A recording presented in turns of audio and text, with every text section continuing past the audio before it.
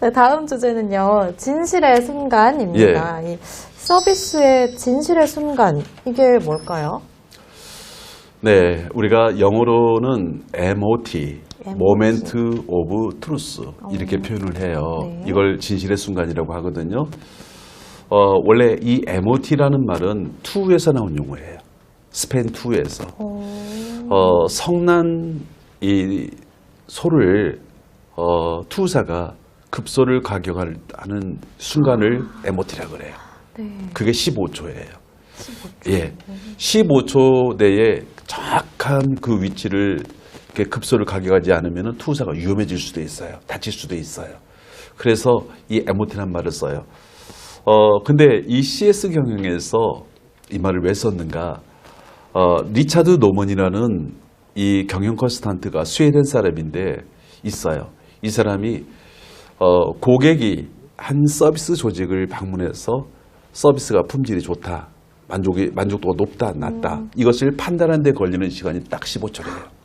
엄청 짧네요. 엄청 짧아요. 네. 그렇기 때문에 아주 순간에 고객을 만족시킬 수 있는 대응력을 발휘하지 않으면 안 된다라는 거예요. 네. 그래서 우리가 MOT에 대한 대응, 그러니까 많은 훈련을 시켜야 되겠죠. 판매원이라든가 서비스맨들을 훈련시켜서 그 사람들을 정말 15초 내에 만족시킬 수 있도록 하는 노력을 해야 되겠죠. 서비스 연출해야 되겠죠. 그럼 고객이랑 만나는, 일선에서 만나는 모든 분들이 1분 1초가 다 MOT라고 볼 수 있겠네요. 그렇습니다. 예, 짧은 그 순간. 그러니까 순발력이 필요하죠. 짧은 그 순간에 이 그 서비스맨들의 행동이나 이런 자세, 태도가 정말 고객을 화가 나게도 만들 수 있고요. 또 굉장히 감동시킬 수도 있고 그러겠죠. 그럼 만약에 이제 정말 안타까운 일이지만 고객이 화가 나버렸어요. 그럼 이 MOT가 뭔가 잘못됐다는 건데, 이 MOT를 개선하려면 어떻게 하는 게 좋을까요? MOT가 크게 세 가지 유형으로 나타나요. 네. 네, 이제 우리가 MOT를 우리말로 표현할 때는 고객 접점이라는 표현도 해요. 접점. 그러니까 고객과 만나는 포인트, 만나는 이 포인트를 접점이라고 하는데, 첫 번째는 인적 접점이에요. 사람과 사람 사이에 발생되는 언어적인 것들, 아니면 인사, 표정 이런 것들은 다 인적 접점이에요. 두 번째는 내가 어느 이런 기업이나 서비스 조직을 갔을 때 기능적 접점이라는 게 있어요. 시설이죠. 환경. 네. 너무 중요하죠. 그렇죠. 뭐 이렇게 예를 들어서 갔는데 이런 편리한 도구가 있다던가 이게 불편하다던가 이런 것들은 이런 기능적 접점이에요. 예를 들어서 무슨 뭐 엘리베이터 성능이 나쁘다던가 엘리베이터 늦게 온다던가 이런 거, 아니면 뭐 주차장이 불편하다던가 이런 거. 그다음에 세 번째는 정보적 접점이에요. 제공하는 정보라든가 인포메이션, 또 안내라든가 표지판이라든가 방송이라든가 이런 것들을 정보적 접점이라 그래요. 이 세 가지 접점으로 보통 우리가 이야기를 해요. 그런데 이 세 개 중에서 가장 고객 컴플레인이 높은 게 어떤 접점일 것 같습니까? 인적 접점. 예, 맞아요. 예. 우리가 생각할 때는 기능적 접점일 것 같다고 생각하는데 사실은 인적 접점이에요. 우리가 보통 분석해 보면은 고객 접점별 고객 컴플레인을 본다면은 인적 접점에서 발생되는 컴플레인이 약 70%를 차지합니다. 왜냐하면 사람과 사람 사이에 서로 다른 욕구, 충돌 현상이 벌어지기 때문에 아무래도 감정이 개입되다 보면은 고객 불만족 요인들이 생기죠. 근데 기계나 이런 기능적 접점에서 시설 같은 경우는 불편하지만 감정이 없잖아요.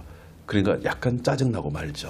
네. 그런데 왠지 모르게 사람한테 반말을 들었다던가 인사를 안 했다던가 아니면 표정이 뭐 어떻다던가 하면은 굉장히 그게 머릿속에 남고 나를 무시한다라는 생각을 하게 되는 것 같아요. 그렇기 때문에 인적 접점을 우리가 인적 접점에서 일하고 있는 서비스맨들이 훈련이 참 잘 돼야 될 것 같습니다. 네.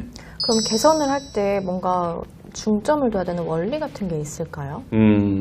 우리가 이제 MOT별로 고객 컴플레인 사례들을 우리가 분석을 해요. 네. 해서 인적 접점에서 나타나는 부분 같은 경우는 우리가 롤플레이를 시켜서 역할 연기를 시켜서 계속 모의 상황 속에서 한번 다시 대응해봐 하는 그런 훈련들을 시킬 것이고, 기능적 접점 같은 경우는 쉽죠. 고치면 되죠. 네. 네.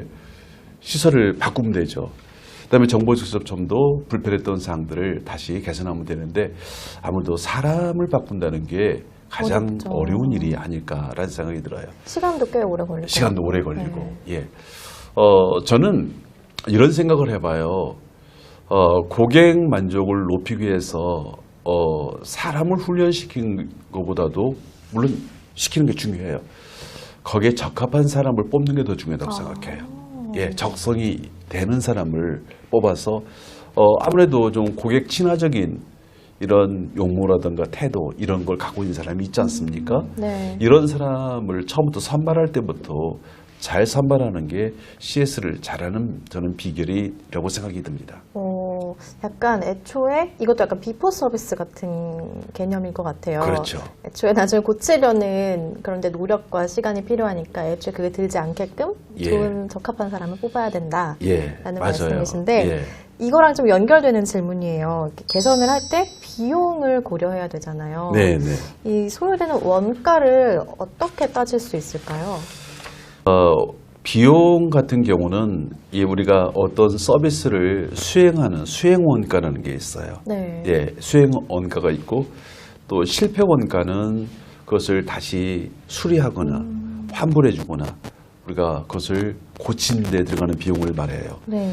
예방 원가라는 것은 아까 말한 교육, 훈련시켜서 이런 일이 다시는 발생되지 않도록 하는 그런 것들을 우리가 보통 예방 원가라고 그래요.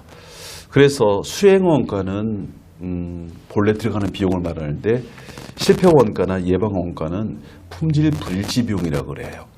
원래는 없어도 됐던. 없어도 됐는데 그게 잘 안 됨으로 인해서 발생되는 비용이기 때문에, 그러니까 이런 비용들을 최소화시키는 노력을 할 필요가 있겠죠. 예, 이런 비용들을 줄여나가는 게 기업에서 참 중요해요. 그러니까 어느 기업이나 보면은 나는 그런 생각을 해요. AS 조직이 굉장히 크다, 방대하다. 그렇다고 그 기업이 좋느냐? 아니에요. 오히려 AS의 원인을 찾아서 끊임없이 개선해서 AS가 발생되지 않도록, 품질 불일치가 발생되지 않도록 하는 조직이 더 CS적인 조직이다. 저는 그렇게 생각을 해요. 비용을 고려할 때 네. 수행 원가는 원래 들어가는 거고, 예, 원래 들어가는 거죠. 실패 원가와 예방 원가가 들어가지 않도록 네. 하는 게 예. CS가 잘 된 조직이다.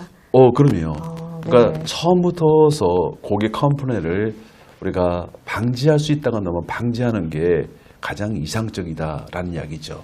네, 알겠습니다.